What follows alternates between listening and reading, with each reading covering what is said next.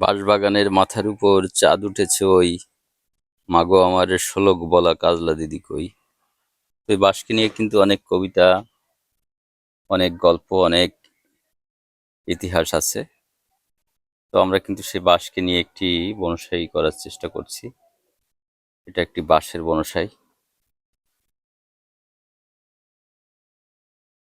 এটাকে একটি টবে লাগিয়ে দেওয়া হয়েছে।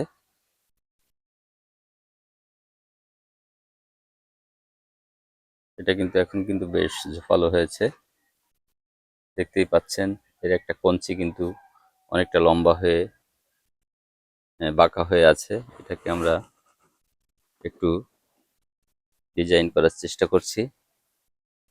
তো এই জাতীয় বাঁশের বনসাই আপনারাও বাড়িতে রাখতে পারেন সৌন্দর্য বর্ধনের জন্য। এই জাতীয় বৃক্ষ, বিশেষ করে বাঁশ, আমাদের পরিবেশের একটি অংশ। আপনারাও চাইলে অতি সহজে করতে পারেন এই জাতীয় বনসাই।